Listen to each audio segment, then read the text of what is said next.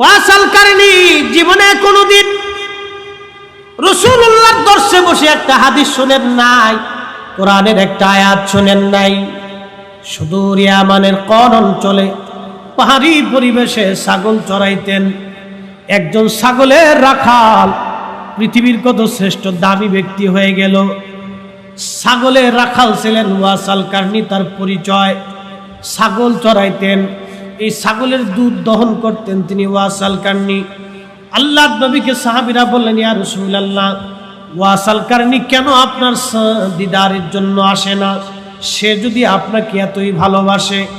আল্লাহর নবী বললেন, সাহাবীরা রে, আমার ওয়াসাল কারণীর একটা কারণে সে আসে না। তার ঘরের মধ্যে একটা মা আছে, মা অন্ধ। ওয়াসাল কারণীর মা ছাড়া আর কেউ নাই, মায়ের ওয়াসাল কারণী ছাড়া আর কেউ নাই।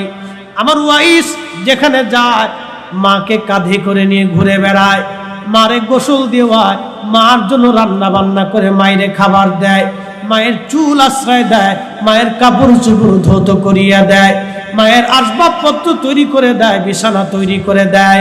একবার জোরে বলা যাবে কি মারহাবা? বুঝার চেষ্টা করছে রাসূলুল্লাহ কোথায় আর ওয়াসাল কারণী কোথায়। মার সাথে যে ব্যবহার করতেছে রাসূলের দপ্তরে খবর হয়। আল্লাহু আকবার। নবী আমার দিকে বললেন, এই কারণে ওয়াসাল কারণীকে আল্লাহ একটা মর্যাদা দিছে ওমর। সহিহ মুসলিমের কিতাব ফাজাইল আসহাবিন নবীর মধ্যে আসছে, ওমর রে, যদি কোনোদিন ওয়াসাল কারণীর দিদার পাও তাহলে জেনে রাখো তোমার মাগফিরাতের জন্য আমার ওয়াসাল কারণীর কাছ থেকে দোয়া চাবে। আমার ওয়াসাল কারণী দোয়া করতে দেরি হবে, রব্বে কারীমের দরবারে দোয়া কবুল হতে দেরি হবে না।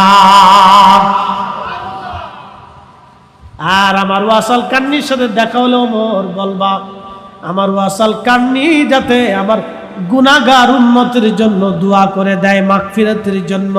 কারণ আমার ওয়াসাল কারণী আমার উম্মতের মাগফিরাতের জন্য যে দোয়া করবে, এই দোয়াটা আমার মালিক মাওলা আসমান থেকে ফেরত পাঠাবে না।